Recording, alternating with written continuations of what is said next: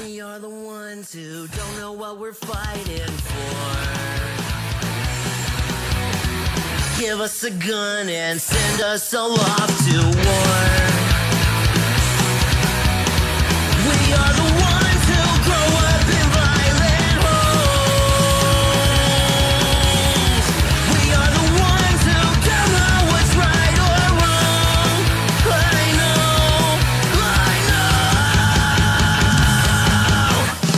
We are the ones. We are the ones. We are the ones who were born into war. We are the ones. We are the ones. We are the ones who just don't give a fuck no more. No more. We are the ones who don't know why we're losing score. Give them a badge so they could send us to the morgue. Yeah, we are the ones who are scared to walk out the door. We are the ones who don't know what we're dying for. I know. We are the ones. We are the ones. We are the ones who were born into war. We are the ones. We are the ones. We are the ones who just don't give a fuck. No. We are the ones. We are the ones.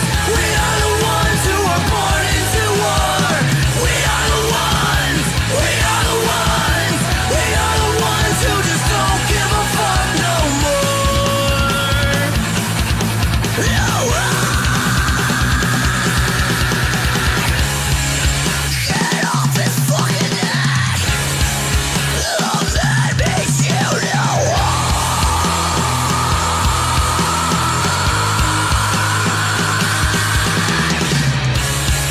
He can't fucking breathe.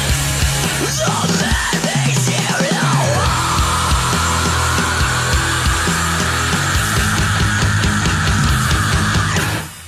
We are the ones. We are the ones. We are the ones who were born into war. We are the ones. We are the ones. We are the ones who just don't give a fuck. No. We are the ones. We are the ones. We are the ones who were born into war. We are the ones. We are the ones. We are the ones who just don't give a fuck no more. No.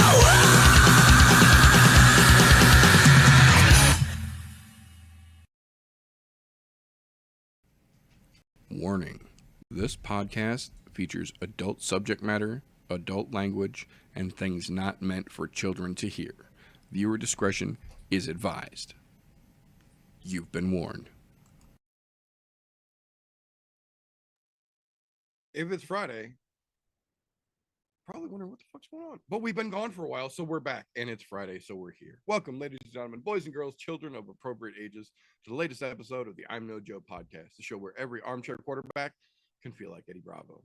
Today, as like most days, I've got one half of my cohorts over here with me to break down and get into all these shit talking and shenanigans, the fight announcements and fuckery that has fallen out of the MMA pipeline since we saw you wonderful folks last. So before we jump into it, I, of course, am your host with the meter. I have got Slow Bake 420 with me over here. How you doing this afternoon, brother? Doing pretty fucking good, brother. Glad we're still getting the show. Know you were a little under the weather. Glad you're fucking getting back on the right track. Glad we're getting it done. Glad we're getting some fights back this weekend, dude. Absolutely. Absolutely. And there are some crazy fucking fights to be had this weekend for damn sure. So before we get into all the fight talk, first we will get into the kickoff the way we normally do around here. A little bit of news and recent events, fight announcements, fight cancellations, rumors that have been confirmed or officially put to bed, all the fun and fuckery that is shaken out of the MMA tree since we saw you wonderful folks last. So we start off, as we do more often than not, with a little bit of tie back to the most recent card from the UFC 2 weeks ago now. Not for bad news, though. This time for good news, for history-making news, because GM3 himself, Gerald Meerschaert, in pulling that crazy fucking win out of his ass. Not only got himself a $50,000 bonus for that crazy fucking performance, but in doing so, broke Anderson Silva's record for the most finishes at welterweight. So Gerald Meerschaert has officially entered the record books and did so with a $50,000 bonus check and a ridiculous fucking mustache to boot. So props to fucking GM3. He was highly counted out by a lot of folks in that one. Not only did he turn it around, pull the fucking win out of the jaws of defeat, got himself a badass bonus, but broke a fucking record doing it. So very fucking cool. We are also being told now that the young lady's name is Song Wang Song, not Kong. But I told you guys on the show 2 weeks ago, keep an eye out for that girl. There's something about her fucking story, her style. She's one of the only people in the world to hold a victory over Valentina Shevchenko in kickboxing. And then she came out and set a record for the fastest knockout in women's MMA in a debut in the UFC. And she unfortunately did not get one of the initial 50K bonuses, but Dana did go out and confirm later on that he did absolutely give her a 50K bonus for setting that record and making such a stunning fucking debut. So cannot wait to see where that young lady goes moving forward. Tying back into this weekend, we got word, I believe it was Wednesday, that Costa had injured his shoulder and he is out of the fight, but the UFC managed to pull some strings. And this weekend still gets to see Matt Schnell competing, but now he steps in against Cody Durden on a brand new 4-fight fresh contract signing. Cody put out a tweet, got a phone call in the middle of the night, contract extension, fight offer accepted, hopped on a plane with just the wife, no cornermen. We're still going to do this. He'll be in Vegas Saturday. Everything's good to go. So going to be interesting to see how that one plays out. Short notice fight for both guys, obviously, but Schnell was already training to take on Costa, who in my opinion was a lot better than Cody Durden. So it'll be interesting to see how that game plan and that preparation translates into the new fight here. But very, very clearly Cody Durden on a new fight contract, ready to get out there, chomping at the bit to try and do something. He could definitely use a highlight reel finish. So we'll see what happens. Excuse me. Kind of a weird one here tying into next weekend. We got a pair of them here. The first one is there are some pictures circulating around that Merab might have staph infection. Aside from the fucking stitches from where he got split open in training a couple weeks back and then took his own stitches out. Now there's pictures roaming around that look like he might also have a staph infection, and we're literally a week and change out from his title fight. So everything there is crazy, but the even crazier part is that knowing all of this is going around, and Dana has been very publicly talking about how Merab is cut, how this whole thing is crazy. But in the meantime, they announced Manon Fiorot is officially the backup for Alexa Grasso versus Valentina Shevchenko, the co-main event, but still have not announced any backup for the clearly in jeopardy fight of O'Malley versus Merab. The whole thing feels really, really weird. I don't know. We've got a week to go. They're barely doing any promotion for it. Dana's too worried about doing John Jones promotion bullshit. So the Sphere is looking to be, I don't know. We'll definitely keep an eye on it as we get closer, because next week will be embedded week starting of pay-per-view fight week. So we'll see if they ramp up the promotions then. But as of now, we're a little more than a week out. And even Sean O'Malley is bitching about the lack of promotion for the title fight that he is headlining the card with. So a little strange to say the least. Speaking of 306 though, we got word yesterday that Kevin Borjas is officially out, undisclosed reasons officially speaking, but Edward Chairez will stay on the card, and now he's facing last minute step in Joshua Van. So I am definitely interested in that one, probably again more than I was in the previous fight here. Kind of the opposite of that Matt Schnell. I think the Costa fight would have been a better fight with Schnell, but Cody Durden will make it interesting. This one, I think actually might make it a little bit better. I got nothing against Kevin Borjas, but I'm very interested to see what Josh Van is capable of and where his ceiling might lie. I feel like giving him a good test like Chairez, who's kind of a hot prospect right now, is a better fight in my opinion for a pay-per-view card. I think it'll play out a little better. Moving forward, 2 weeks after that, UFC 307 going down October 5th in Salt Lake City. Originally scheduled for this weekend, but now officially moved to 307. Owen St. Preux versus Ryan Spann. No official reason why the fight was moved. Weight class stays the same. Everything stays the same except for the date. So we are still going to get to see OSP versus Ryan Spann, but now we just got to wait a month. Weird, but okay, I guess. That being said, the UFC did officially announce this week, excuse me, the filler card, if you will, for the October 19th date in between pay-per-views. The card will be headlined by Michelle Pereira versus Anthony Fluffy Hernandez.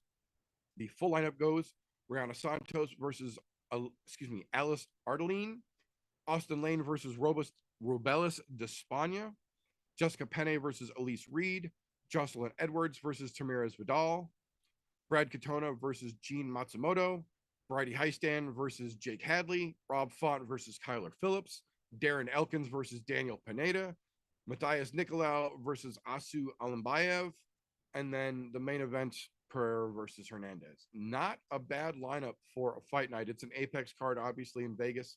Not a bad lineup for an Apex card, though. I will say they've done a lot worse in a lot bigger situations. So as long as we don't lose too many fights on that card between now and then, I think that might turn out to be an all right Vegas Apex fight night. Following up after that, though, the next week is UFC 308, October 26th from Abu Dhabi. And we got a quattro. We got, excuse me, we got a couple. We got a bunch of announcements for 308 here. So starting off at the top here, Ibo Aslan. A lot of people have been waiting for him to get back in the cage. Well, he's going to. He'll be taking on Rafael Sarquiera, I believe is how his name is pronounced. Sarquiera was originally scheduled to fight on the Contender Series and lost not one, not two, but 3 opponents in a row for his scheduled matchup. So Dana said, you know what? Fuck it. We're throwing him in. They're just going to bring him right into the UFC. He's going to make his debut on 308 in Abu Dhabi against Ibo Aslan. So going to be very interesting. Sarquiera has a very, very high fucking praise resume for what he's been through so far. Going to be interesting to see how that fight plays out in Abu Dhabi. Next one going down here. Mateusz Rebecki getting back in there against Mick Oralby. Definitely an interesting fight. Not exactly sure why it's going on the 308 card in Abu Dhabi, but it's going to be a good fight nonetheless, I believe. Farid Basharat getting back in the cage, taking on Victor Hugo at 308. No surprise why they're bringing the Basharat brother over to Abu Dhabi. Victor Hugo better eat his fucking Wheaties is all I'm going to say. I like Victor Hugo, but he's going into enemy territory behind the fucking 8-ball for damn sure. So hopefully Victor prepares and we get a good fight out of that one. But the biggest announcement that they have made this week for that UFC 308 card, they're bringing the Pirate. Shara Magomedov is officially going to be fighting Armen Petrosyan at UFC 308. Kind of an interesting matchup. Petrosyan had a lot of hype, but didn't necessarily live up to it. And he still has kind of a name value for a higher ranked prospect, I guess would be the way to put it. He's not, I don't think he's in the UFC rankings as of right now, but he's right at that cusp of ranking in terms of the UFC. So if the Pirate can come in and do work in Abu Dhabi, that might put him into the numbers and make things real interesting going forward for the One-Eyed Willie. Following week, excuse me. Following week after Abu Dhabi, UFC Edmonton, November 2nd. Mike Malott gets his wish. He's going to be fighting at home. They are giving him Trevin Giles. If Trevin is not careful, he is going to become a fucking highlight reel. Mike Malott is on a hell of a tear right now.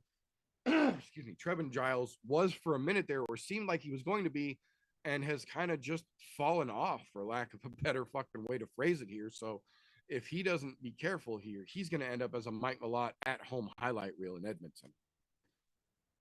Following week, or excuse me, 2 weeks after Edmonton, UFC 309 from MSG, November 16th, has a very interesting fight added to it here. Veronica Hardy trying to keep her role going, taking on Eduarda Moira. Not really sure why that fight needed to go on the pay-per-view card here. That's definitely one that could have gone on any one of several Apex cards, but they seem to be trying to put a little push behind Veronica Hardy all of a sudden here. So if she can capitalize on this, she could have an absolute hell of a fucking Christmas bonus. We will see. That being said, got a quick little slew of BKFC news here that dropped this week. First and foremost, unfortunately, we will not be seeing King Mo next week come out of retirement to take off the gloves and wrap the wrists for BKFC. Unfortunately, he hurt himself in training this week. The fight is not completely off. It is just postponed. They are not going to keep Mundell on the card. They're going to look for him a new opponent. They're going to let King Mo heal and then find him a new opponent, hopefully before the end of the year, but we'll see as we get more information on what the actual injury was and how severe it was. That being said,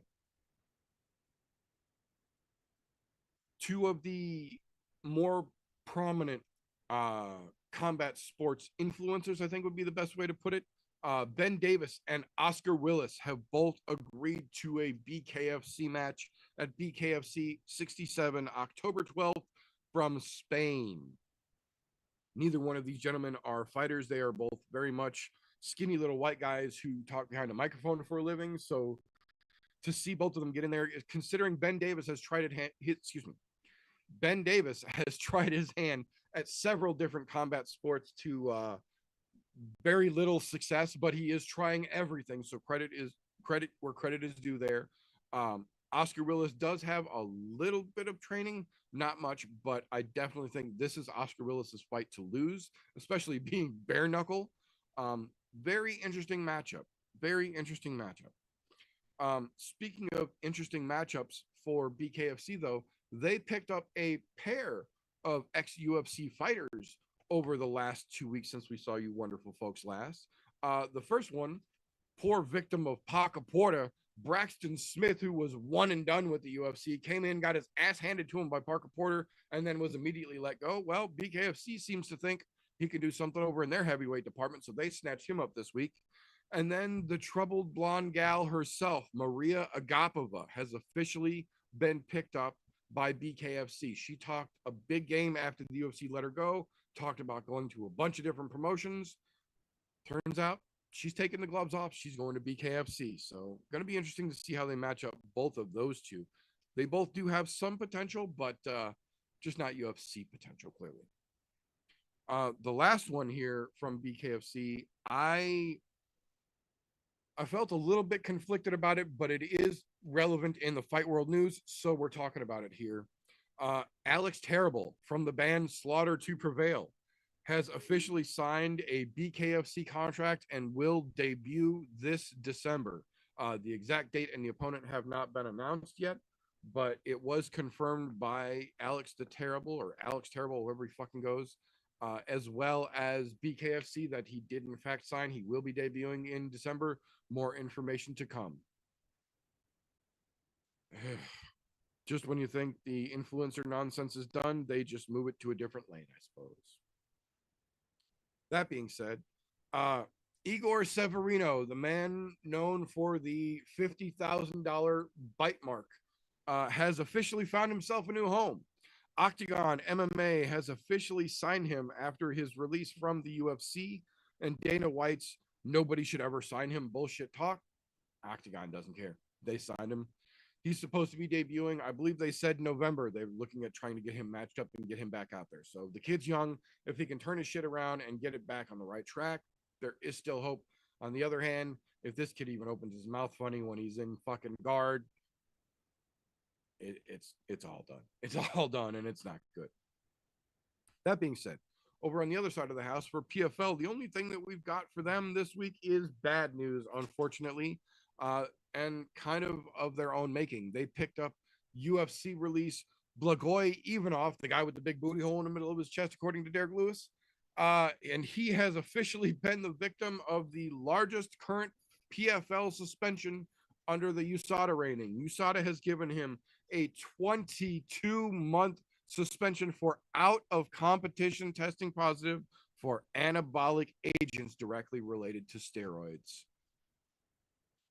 You would think a guy like that would have used steroids while he was in the UFC and had chances to make big money in big fights, but apparently he waited till he was in the PFL and didn't do it very well and got caught. So he's now sitting on the sidelines till the end of 2025. Big fucking oof.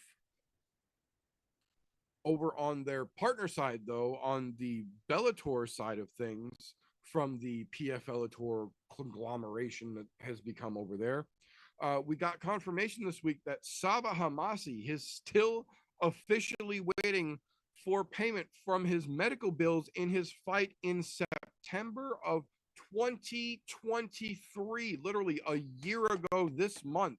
He fought, got hurt, went from the arena directly to the hospital, got his injuries diagnosed, and then flew home from Ireland to undergo surgery immediately, which apparently Paramount's financing department or billing department, I'm not sure who exactly handles fighter medical pay, tried to postpone his surgery, called his doctor's office and tried to postpone his surgery.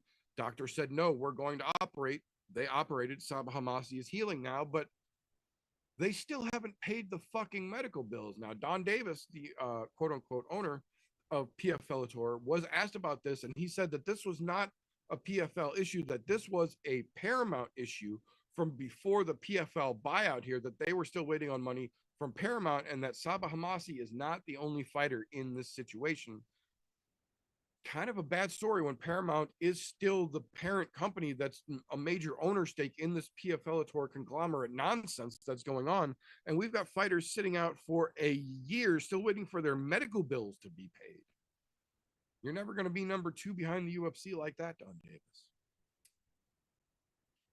That being said, to close out the news this week, I've got a compliment sandwich here because the not good in the middle is real not good. So we're going to try and make it a little easier with a compliment sandwich here. So to start it off, Dana White talked a whole bunch of shit about how UFC 306 from the Sphere Riyadh season, De Noche, 9 other names, whatever the fuck it's called, is going to be, the biggest one-of-one promotion ever in sports history, and that he dares the Pirates to try and stream this one.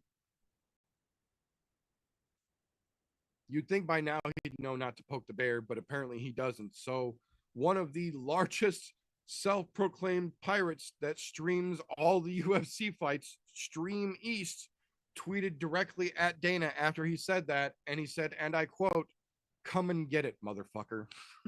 So if ever there was a time to ask your Uncle Khabib how to watch a pay-per-view fight, Noche UFC Riyadh season 306, whatever the fuck they're calling this one, is probably going to be the easiest one in history to do it with.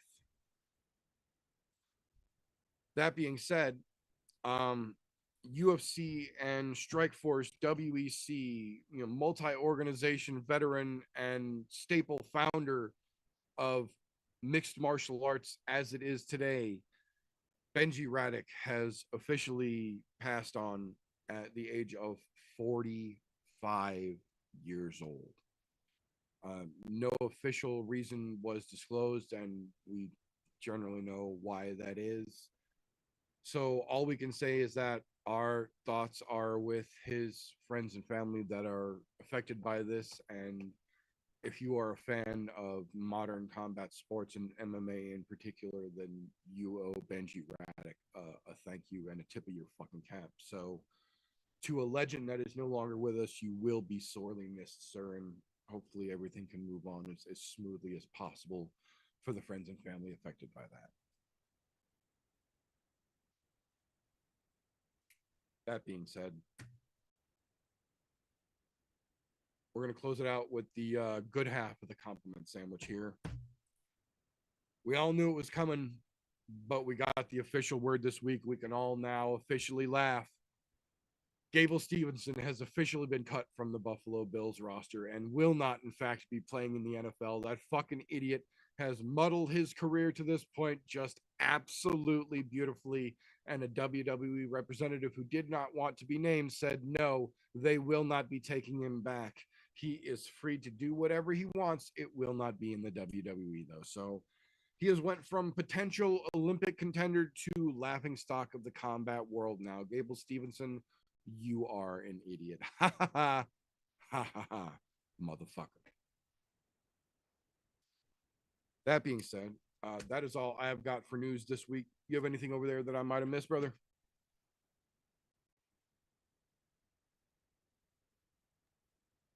Nah, nothing solid, anyways. One fun rumor's been going around this week, but still just a rumor. Dustin versus Colby. I'd love to see that happen, but yeah, it's a rumor. That was officially shot down. That was asked to him. I want to say it was Kevin Iole. Somebody, a prominent MMA journalist, a verifiable MMA journalist, asked Dustin about that this week, and he said that no, he has doubled down on his statement that yes, he would gladly beat the shit out of Colby, but no, he will never sign a UFC contract to help Colby make a fucking dime off of his name. So I don't like Dustin Poirier, but I love that fucking statement. Because fuck Colby more than just about anybody else. I agree. So, it is in the description every week, but with the Benji story this week particularly, I do want to take a moment to reiterate, you are valued. If you need help, reach out. There are resources. There are resources in the description. There are resources plenty available. They are free. We would all much rather have to talk about you making that phone call than talk about you not making that phone call. Please reach out if you need it. That being said, if you've been watching combat sports for a good amount of time, like some of us have, you tend to learn what you like to watch, when it comes on, how you watch it, and you start to develop some metaphorical blinders and you lose the forest for the trees, as it were. Well, luckily for us here on the I'm No Joe podcast, we keep ourselves a bona fide young person in stock to get out there and vigilantly finger the MMA pulse and help keep us abreast of all the names that are going to be names before they even are names in a little segment that we like to call Slows, Cans, and Contenders. Appreciate you, brother. To start with the trash, like I always like to do. Well, before I get to the actual cans and contenders this weekend, the contender series has happened the past couple weeks while we've been gone for a minute. The last fucking Tuesday, nothing too spectacular. 3 out of the 5 went to fucking decision. One fucking kid kind of impressed me to a point. Bantamweight Malcolm Wellmaker got the first round knockout, but other than that, nothing too special last weekend. This week, though, young kid from fucking Missouri, Gage Young, went out, had a dog fight against Quillen Skilla. Skillgard? Skill card. Fuck. How do you pronounce it? Sal Kid. Yeah, there we go. Something like that. But he wound up getting the decision win. But Gage looked fucking good. Both kids are 24 years old, got some fucking potential in them. We might see Gage get a fucking chance, like we need a fill-in fight here in the near future because Dana fucking liked him. He went out, put on the dog fight. He might get his opportunity. So that was cool to see. But then you had a female young girl, Eunice Dubin, man, fucking come out surprising all of us, give us the best fucking ladies knockout we probably ever had, let alone the contender series, for fuck's sake. First round of that fight, both ladies just come out fucking swinging haymakers, just going all out at each other. Me and Vince are looking at each other watching the contender series on Tuesday. We're like, where the fuck is this shit? And the best part, in my opinion, she was the 13-1 dog in that. Oh, fight. yeah. Huge fucking underdog. The girl goes out there 13-1 dog. Yeah, lays out the fucking huge favorite. Everybody thought this chick had no chance in hell. And she goes out and lays the bitch out cold, like literally cold, starched her. Oh, man, it was great. That was actually a good time to spend a Tuesday for once. So I had to throw that out there. This past Tuesday, it was actually enjoyable. Rooting for the young Missouri guy fucking actually goes out there and has a fantastic performance, even if he takes a close loss. Okay, young. He's got some shit to work on, but the kid's good. And that young girl, man, fuck. She'll probably be an underdog again in her debut and shit, but you cannot count her out anymore. She's got some power in her hands at the very least. Not a bad set of tatas either. You just had to throw that out. It's never, never a bad thing to mention. Okay, so this weekend I did have the St. Prue and Span fight in the trash, man. And the MMA gods worked that out for us. That's how I look at that one. That trash was taken out without us even having to see it. So that one's just hilarious. I got Vanessa Demopoulos throwing the king. Like, she's 5-2 in the UFC, and I like her personality. Like, she at least goes out there and fights. She's not very good, but compared to a lot of other ladies, she does, like the chicks I'm talking about on the Contender Series, at least try to get into a fight, and that's fun. And I mean, it's fun to see her win, trying to jump in Rogan or fucking Bisping's arms and shit. It is what it is, but I do think she loses this weekend, and just that fact, she's not the greatest fighter. You got to throw in the trash, be honest there. Gabriel Santos, I'd throw that kid in the trash, in all honesty. I'm not too excited about that fight, but Zai Yi, young kid making his debut, 19 finishes, the 25 wins, 6-1 in his last 7. Could be interesting if he has himself a good debut, but not that excited for Gabriel Santos. We've already seen him, even if he's fought some tougher guys, in all honesty, like David Onama, Lerone Murphy, he still have lost pretty handedly. So I'm not too excited to see that kid again. Budka and fucking Petrosky throwing that fight in the trash. I don't think either one of those guys are worth much salt. Petrosky literally admitted it with his last fight. He went out there shit in the bed just to get a fucking easy win. Like he's not going to get to stay in the UFC with that. Doesn't matter if you keep adding the wins together.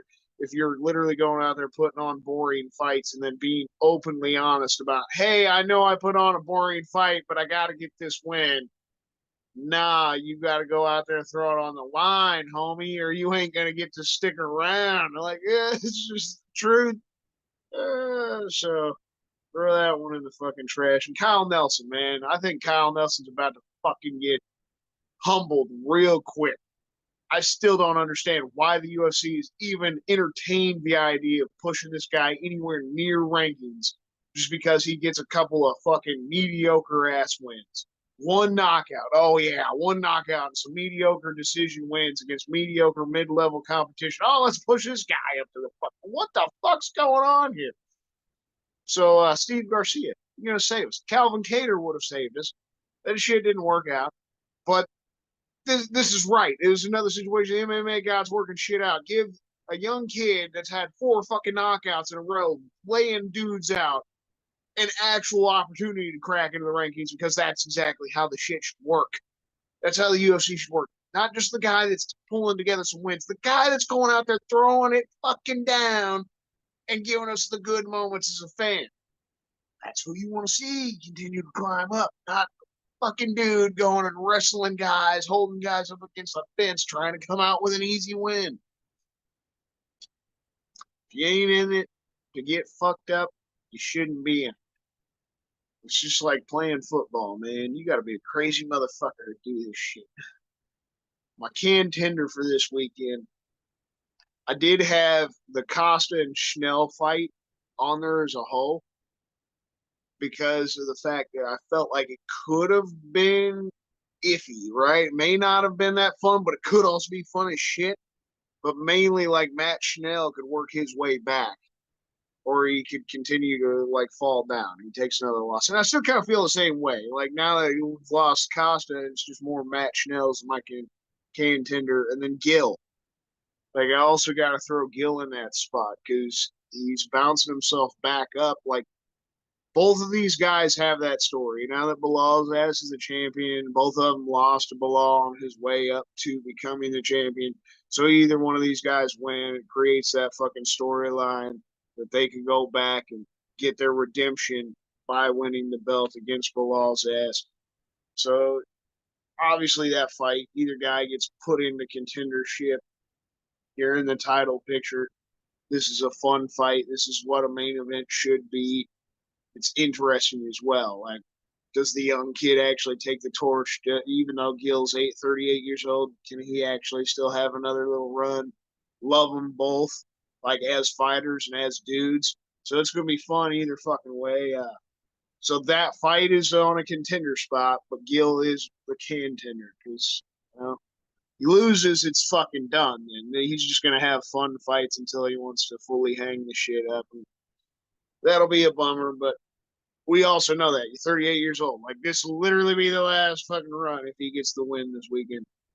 The other contenders I got, I've been talking about him for a while. He's lost his last couple fights, but the kid's still got so much potential with his power and ability to strike. He just needs to get more technical, work on his defense and his cardio. And if he did those things going into this fight, he's going to look fucking great compared to how he's looked. Trevor Peake, man. Young Southern kid still got some potential. I'm going to still keep giving him a slight fucking chance. He's lost his last couple because the dude's literally like this old school street fighting shit. He just goes out there and just fucking swings and doesn't give a fuck. He does not even try to fucking defend shit. And his gas tank has really not been great. Like, he's got the one round in him, and then if he doesn't get them out in that round, it's kind of over for him. And I hope to see something different out of him. This will be the last time I'm throwing him in that spot. As much as I like the kid, he's still young. He could turn shit around. You're not going to be in the UFC much longer if you don't fucking pick up another win, or especially an exciting one. So, hope to see him surprise me. Still got potential as a young kid. You can't fully call him a contender, but there's slight potential to still be a prospect. That's the only reason I'm talking about him at all. A fun fight in general. What's Zhu Rong versus Chris Padilla. I think that fight between those two guys is gonna be fun as hell. Rong is 24 years old. He's got 25 wins and 21 finishes out of those fucking wins, 15 knockouts. The kid's exciting as fuck, making his debut. Chris Padilla. He won against James Lontop in his debut, but I mean, at the same time, dude's got a lot of finishing ability as well. Is pretty young, so I feel like we might see somebody get laid out there. You got another Missouri guy this weekend. You touched on it. Huge odds difference before we started the podcast. Fucking almost minus 3,000. Isaac Dulgarian going in against Brandon Marat. Probably going to look pretty damn good. Get a nice bounce back after taking a tough loss. Same situation for that kid. Even if he lost his last fight, Francis Marshall is pretty goddamn good, and he beat the shit out of Francis Marshall in his debut, and then you just saw what Francis Marshall went and did on short notice in his last fight, right? So that kid still got potential. Dulgarian's got a chance to bounce back. He's still got potential. I'm always going to root for the Missouri guys, so I'd like to see him bounce back this weekend. Jacqueline Amorim on the ladies' side. Excited to see what that young girl continues to do. Touched on Demopoulos being the can, and that's the biggest reason why I had to throw her there, because I feel like Amorim is just going to show she's just not worth a damn. Like, Demopoulos goes out there and tries to fight, but she's going to get worked because Amorim actually has some potential as a prospect. Like, she's got true talent. It's going to be a huge difference in fucking ability in that fight. You got Steve Garcia. That's an easy one. This kid coming in on relatively shorter notice, not a ton of time for this fight compared, but just getting the opportunity to crack himself up into the rankings from beating Kyle Nelson. Like, that's what's hilarious. So, like, he will literally push it, maybe not into the rankings, but he'll get an opportunity to fight a ranked fighter next, which is badass. Right? Like, he'll probably get the Calvin Cater fight next when Calvin's healthy again. He goes out and beats fucking Kyle Nelson. They got a serious potential to really make a contender out of himself, especially you get a fifth knockout in a row. That's huge. That'd be huge. Natalia Silva, another young girl. We expect to fucking look fantastic this weekend. It's one of those moments, kind of like I touched on. Sean Brady could take the torch from Gil. I see her taking the torch from Jessica Andrade, former champion, fought so many times in the UFC, been so active in her career, but the past couple years, she's fallen off a little bit. It feels like the Jose Aldo situation, she just fought so much throughout her career that it's just getting to her. She's only 32. She's not relatively that old age-wise, but the fights have gotten to her, it seems. She's not the same Andrade she used to be. She's going into this fight against a young prospect, more focused on a Joanna Jędrzejczyk BMF fight. And how could you even call for something like that, even if you beat this young prospect girl? You've done nothing in the past few years to show you're one of the baddest bitches. And then, see, that's the other thing. They got to change that. It can't be the baddest motherfucker title for the ladies. It's got to be the B belt or something, the baddest fucking bitch belt, the BFB or some shit like they're women. They're not, you can't call them motherfuckers. That's weird. But that's a different story here or there. I think Natalia Silva's gonna fucking look fantastic, and she's gonna set herself up for an opportunity to push herself closer to the title. Because this is flyweight. I think this fight is not strawweight, so that's where it's tricky. Because everything's clustered up there with the third fight between Alexa and Valentina, and you also have Amanda Fiaro up there. And now we're gonna get the Rose and Blanchfield fight. So it's just it still feels, even Natalia Silva goes out and just lays Andrade out or something, she still maybe has to climb some fucking hills to actually get a title shot. But we could see. I don't know. I like the fuck out of her. She goes out and lays Andrade out. I would like to see that over Manon Fiaro. I would just say that. Sean Brady's the last I got for the contender. I mean, this, like I said, the fight as a whole you could throw in there. Because if Gil winds up winning, he throws himself back in. And I just love the fight. It's interesting as fuck. Both of them are black belts in jiu-jitsu. So if it goes to the ground, gets to grappling, it's going to be fun for us fucking jiu-jitsu lovers. You're not going to see dudes trying to hold each other down. We're going to see some fun scrambles between those two dudes. Gil being healthy and shit, too. Oh, man, that'll be fun. They stand and strike. That'll be fun as hell too, just to see how Sean Brady could look. I mean, fucking Gilbert Burns a couple of years ago went toe to toe with Hamzat, beat the shit out of the dude, and is the only dude to fucking go the distance with that guy and beat the shit out of him. And a lot of us questioned if Hamzat really won that fight. I thought Gil won that fight, so that would be something. In my eyes, 5 fucking round fight. Sean Brady goes out there, stands toe to toe with Gilbert Burns, has a dog fight with him, and wins that. Not impressed the fuck out of me. Dude's got a serious potential to really make a name for himself, even though the other year he lost to Bilal. He beat the shit out of Kelvin afterwards. This will be a hell of a name to wrap under his belt, beating Gilbert Burns. We don't have Golf T to shit all over the card. I'm sure he would talk good things about the co-main event to a point, the main event. But, love to hear what you got for your Kansas contenders, brother. Yeah, no, I agree with the vast majority of what you got thrown out here. That I don't understand why Petrosky is still in the UFC after that bullshit fight, and then admitting that he came in there just to coast to get the paycheck. like I don't see it being much of a possibility, but I'm really hoping that Dylan Vodka can come out here and just lay him the fuck out and give the UFC a reason to kick his ass over to PFL Tour. I agree completely about the ladies. I think fucking Demopoulos she reached her ceiling real fucking quick, but because she was doing it against other cans, she looked real good. And we've seen since then that she really doesn't have as high of a ceiling as she might have tried to make it out that she did. But at this point, I agree. I think Amorim is going to come in there and just do fucking work and make her look stupid, and I'm fucking here for it.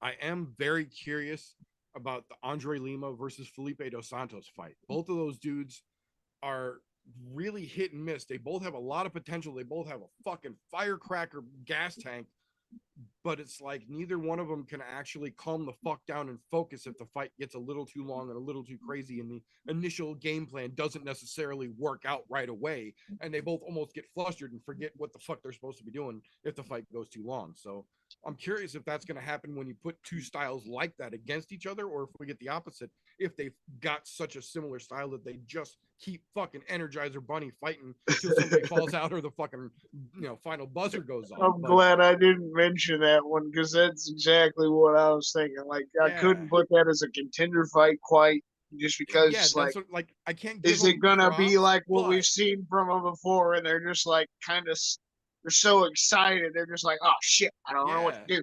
Like, my brain can't figure out what I want to do right. Yeah, it's the old Joker metaphor, I'm just a dog chasing cars, and if I were caught one, I'd be so excited I wouldn't know what to do with it. Like, that's what happens when both of these dudes get in the fucking cage to fight. Like, they're so excited to fight, they don't remember how to fight once they get in and the cage closes. It's like, oh shit. So like, it could be really fun, or it could be 15 minutes of I hope we get the latter with it, because you're right, you're fucking right. Both of those kids have so much fucking potential that if they focus up and they go out and throw down, like that could be a fun little fight for sure.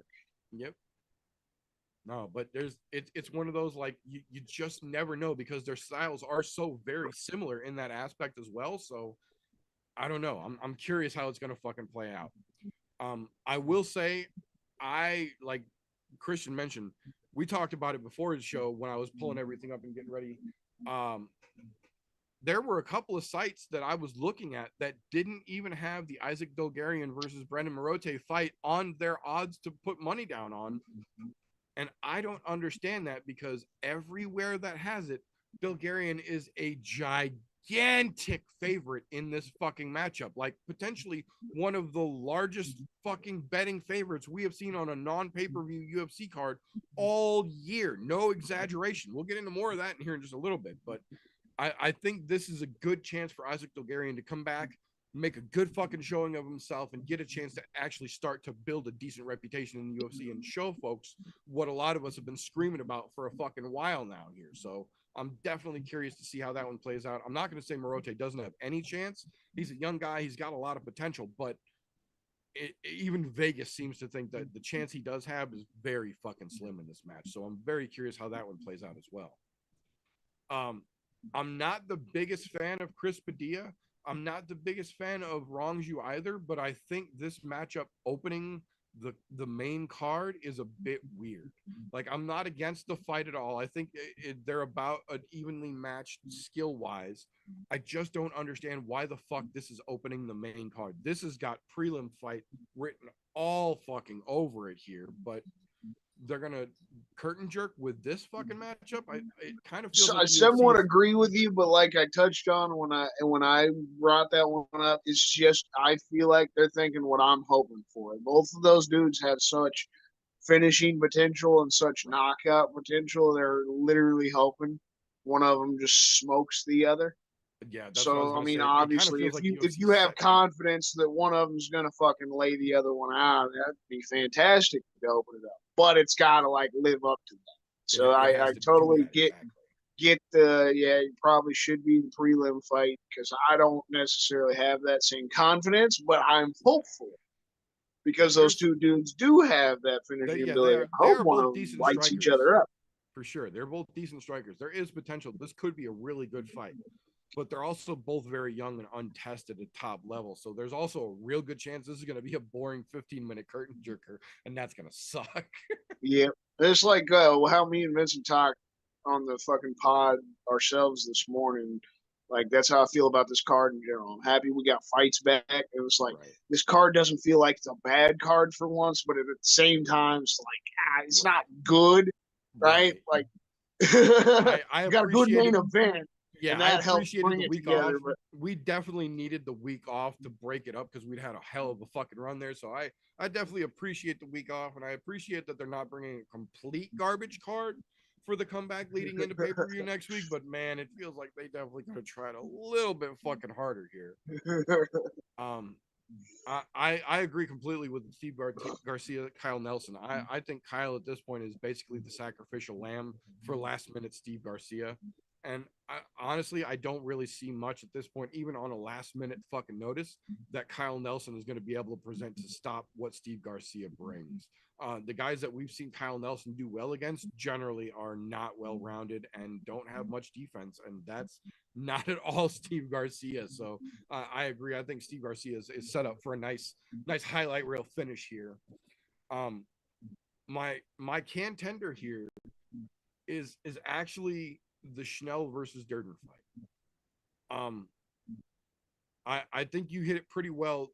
The fight with Durden stepping in makes it interesting, but there's a reason I mentioned it earlier. That I think the Costa fight would have been better because I think Costa and Schnell are a little more evenly matched. Now it definitely feels like, even with that new contract, this is still essentially Matt Schnell's opportunity to come out here and get himself a highlight reel finish over a guy who's, you know, literally bragging on social media about how he just got his contract renewed and he's got all this fire and he's ready to go and he's trying to keep himself relevant. And then Matt Schnell can come in and just lay that motherfucker out cold. We've seen it happen before. We know Matt Schnell is capable. We know Cody Durden's chin is very, very touchable. This could be real fucking interesting. But on the other side, these are also two dudes who we have seen both come in and just lay a 15-minute fucking egg. And they're both capable of doing it against each other as well. So this is another one that it could be a great fucking 45-second long slobber knocker that ends with everybody standing up going, holy shit. Or it could be 15 minutes of your fucking head starting to nod off and you can't remember if it's Saturday or Sunday anymore. And like, fuck. The one that I will say I am genuinely excited for is the co-main more than the main event. I think you've got it 100% right. Whoever wins the main event, as long as it's not a boring 15-minute wrestle or a 25-minute wrestle fest, I think whoever wins the main event is getting pushed into contender status for damn sure. But I feel like that co-main event has a little more on the line here with Andrade calling for the fucking ladies BMF title, with Natalia Silva talking about just losing her fucking sister and having to go through a training camp while dealing with that and, you know, everything else weighing down on her. That fight, I feel at this point has a little more relevancy, even though it is at 25. And like you said, 25 is log jammed at the top, to put it politely. This fight is also still very relevant for that top 5 of that ladies division as well, because if Andrade comes out and shuts Silva down, Natty Ice is a hot prospect in everybody's fucking book right now. So if Andrade can come out and just shut that shit down, she stamps herself top 5 undeniable at this point, and they're gonna have to figure it the fuck out. But on the other side of that coin, if Natty Ice comes out and just fucking puts work on Andrade like a lot of us think she's going to do, not only does that cement her as a prospect that's jumped into the top 5, but it pretty much closes the door on any future title contention that Jessica Andrade might have, BMF or otherwise. At this point, I agree 100%. She doesn't deserve to even be talking about being in a ladies BMF fight with this fight on the board, but specifically because this fight might literally jump her out of any possible relevancy contention at all. Natalia Silva is a very talented young prospect, and we've seen Lost in the Family go one of two ways. Either it shuts you down and you can't train, or it lights a fire on you that nothing in the fucking world can. And if it's the latter, Andrade is fucked. If it's the former, Andrade might still be fucked. But if this girl has got that fire lit underneath her right now, god damn, Jessica might be in for a serious ass whooping Saturday night. I'm here for it. Yeah, I'm here for it too. That's exactly how I see it going, man. I think it's going to be a bad night for Jessica, man. I think she's just too distracted right now, and she is not looking at what's in front of her, and that's always a problem. But with everything on fucking Talia's plate right now, that's an extra big problem. We'll see.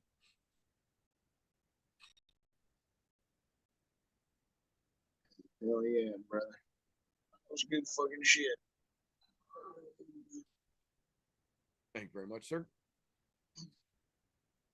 So that being said, this would normally be the point in a podcast where you get some bullshit B-roll ad for some fucking company that doesn't have anything to do with the show, or a product that no one on the show actually uses, and we don't play around like that around here. The I'm No Joe podcast is brought to you by viewers like you.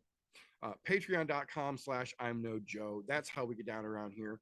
For as little as $1 a month, you can not only help us do what we do here, but you get your name added at the end of every broadcast on the channel to let everybody know how badass you are, and as a nice thank you from us. You also get yourself unrestricted access to the unaired and unairable content that lives behind the Patreon wall, things that we literally cannot put out to the general public. We have to keep behind an 18 and over age gate. So we put it behind the paywall. So the folks that help us do what we do get to laugh at all the bullshit and the things that we cannot show the general public that might or might not have gotten us kicked off OnlyFans.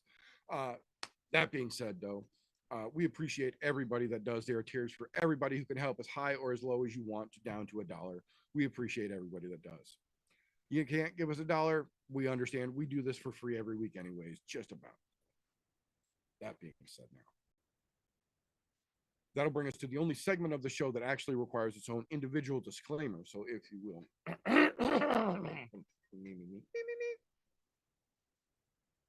Tapology.com does not in any way, shape, or form support, sponsor, or endorse the I'm No Joe podcast. Yet.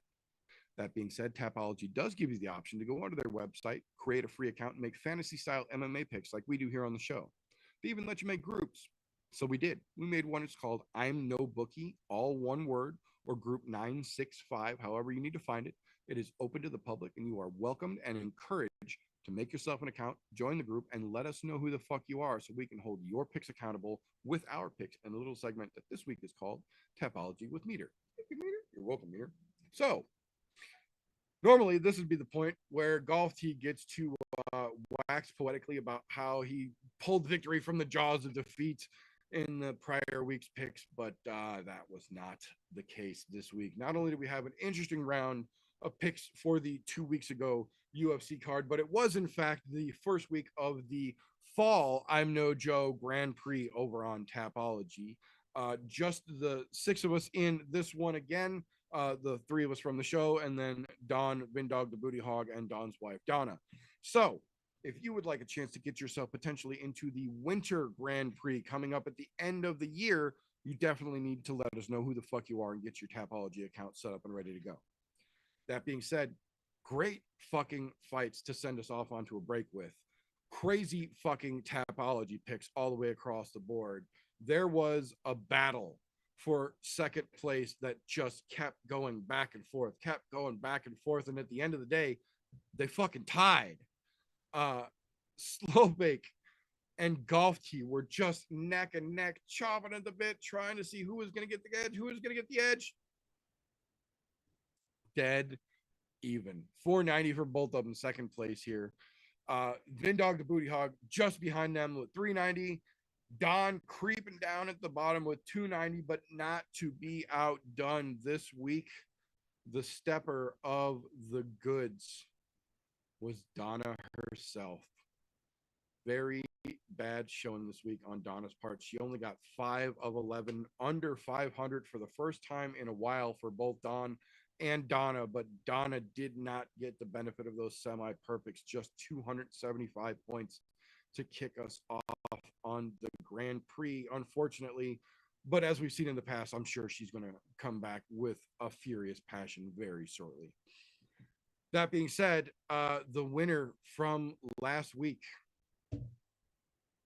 none other than yours truly, 7 of 11. I was number 461, I believe, of 7,000 on the Tapology page. Did pretty goddamn good.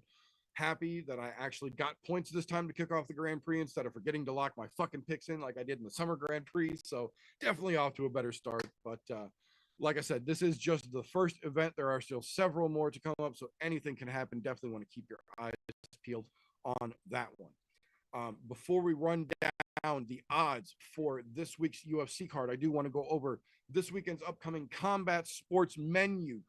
Even though this is Friday and there were several cards going on this afternoon and this evening, there are still multiple cards going on tomorrow to be concerned about as well. We've got combat sports all fucking day tomorrow, starting at noon Eastern, 11 a.m. Central Standard Time, Octagon 60, taking place from over in Oberhausen. Excuse me, read that hall wrong. Tried to pronounce the name of the place. They're in Germany. They are in Germany at noon Eastern, 11 Central to kick off. There are a couple names on there that the hardcores will know. Most of the casuals just enjoy some fights. An hour later, though, Cage Warriors 176 kicks off from Glasgow, Scotland. There are a couple of names on here that even the casuals will recognize, but mostly this is for the hardcores and the up-and-comers. Noon Central Time fights going all day. UFC kicking off Vegas 97 from the Apex. This one will be kicking off at 4 p.m. Eastern, 3 p.m. Central Standard Time. Early fights for the UFC back in Vegas this week. And then UFC is not the end of the show. Bellator San Diego kicks off at 8 p.m. Eastern, 7 p.m. Central. So right as the UFC is going to essentially be wrapping up, Bellator is going to be kicking off to make sure you have got fights going on into your Saturday night. That being said here, we've got some interesting odds for this week's UFC card. We talked a little about the Isaac Dolgarian. That is obviously the biggest odds on the card. MGM does not like me, so they can go fuck themselves until TJ gets back. I'm looking at DraftKings right now, and DraftKings is showing Dolgarian as the minus 2,800 favorite against Brandon Marotte in the plus 1,300 underdog here. That is fucking crazy. I think that is the biggest odds we have seen on a non-pay-per-view card. That might be some of the biggest odds we have seen, period, in 2024. Absolutely fucking crazy. As you might have guessed, since we talked about this card already, most of these are going to be coin flips, so we're not going to go over all of them here. There are a couple of big ones here. I'm not happy about it, but Vegas is giving Petrovsky a minus 325 edge over Budka in a plus 260 dog status. Kind of the opposite, though, in the ladies' fight. Jacqueline Amarine is the minus 325 favorite over the plus 260 Demopoulos. That one makes sense to me. I think that's actually probably how that one's going to play out. Pretty much coin flips down the board aside from the Dolgarian fight. And then we will get down co-main event. Andrade is the plus 250 underdog to Natalia Silva's minus 310 favorite. And I think that's pretty fucking right. Those odds might even be a little bit more stretched before we get to the fight tomorrow night. Main event, kind of interesting here, a coin flip. They have got Sean Brady as the minus 185 favorite right now, with Gilbert Burns as a plus 154 underdog. Pretty fucking close, and I think that's pretty fucking accurate as to what we're going to see Saturday night. That fight is a pretty fucking close matchup, in my opinion, and I don't think there's a real wave of information or suggestions to sway one way or the other. This could legitimately play out in either man's favor, and it could play out almost any direction. They're both great strikers. They're both black belts in jiu-jitsu. They're both good wrestlers. This fight could legitimately go any way it fucking wants to when Saturday night gets here. But I think it's going to be worth the watch. The card overall, not the best. Obviously, it's a hangover card. We've got the pay-per-view coming next week, but they did us pretty fucking decent for having a week off and then coming back to this. So there's still plenty to look forward to in terms of fights overall tomorrow, but the UFC itself definitely still has some diamonds in the rough there to be had. That being said, that is all we have got for this particular episode. So remember, we do this normally on Thursday nights before a big fight weekend. You can catch us live normally Thursdays here on YouTube at youtube.com/@ImNoJoe. If you can't catch us live, don't worry about it. We also throw the all audio version of the podcast up a week after it airs over on anchor.fm/ImNoJoe. You can go over there and pick up the audio version in your podcast consumption platform of choice. Google, Apple, Spotify, you name it. We are everywhere through there in the audio form. Again, if you want to help out what we do, best way to do that, patreon.com/ImNoJoe. For as little as $1 a month, you help us do what we do, and you get a thank you at the end of every broadcast. That being said, if you do like what we get up to around here, please make sure you are subscribed, whatever platform you're picking this up on. Give us a thumbs up if you like it. We appreciate it. Make sure your notifications are turned on so you don't miss an episode. On the other side of that coin, though, if you don't like what we get up to around here, first and foremost, what the fuck are you still doing this deep into a podcast you didn't enjoy? Give us a thumbs down and then go fuck yourself. We won't even dispute it. That said, when we wrap things up here around, here, it's normally not the end of the week because it's normally Thursday, and normally Friday morning we'll be telling you to keep an eye out, but it's Friday evening, so you already fucking missed it somehow if you didn't catch it. So now, once this show is over, go back, hop over to Slow Bake and Contemplate over on Spreaker.com. Link is down in the description. Go catch the episode from this morning that fella and his other half dropped, and make sure you're subscribed to their platform, subscribe to their channel so you don't miss anything that comes across from those guys. Links to their show as well as their social medias and their channel on the ImNoJoe Discord server all down below. Appreciate you, brother. It was definitely a fun one. Getting to talk about Lincoln Park coming back, fucking getting football back and shit like that. It was a little bit of a fun pod this morning. Even though he wasn't able to be here with us tonight, you got the brother, of course, too. You can't forget Golf TV Vapes. I still don't know if he's gotten back to doing the streams himself. Not yet. One of these but if I got to drag him by his fucking bald head, he'll be back. Don't worry, I promise. He's got his own stream every Wednesday night normally. You know, the Foggy Fairway. If you're into the vapes, you want to learn some mixes and some cool shit, or just to hang out and show the brother some love, you hop in around 9:30 every fucking Wednesday night on Golf TV Vapes YouTube channel. You tune into the Foggy Fairway. And you also follow the brother on all his social medias, check all his shit out. And you also got the meter, man. If you don't know, the meter does many, many fucking things. And you can hit the fucking links to all of his shit, see all the many things that the meter does fucking do between the podcast, bevy of other shit, playing video games from time to time. Make sure you show the brother some love. Much appreciated, sir. Thank you very much. Yeah, links to all of our goodies all down below. Everything you need, it's all down in the description. Thank you to everyone who caught us live. We appreciate you. Thanks to everybody who catches us on the replay. We appreciate you just the same. That is all we've got for this particular episode. So we're going to call that all for tonight. Remember, don't let ignorance stop you. You can root for anything except rooting against me for my fantasy football league. We're going to do it this year, God damn it.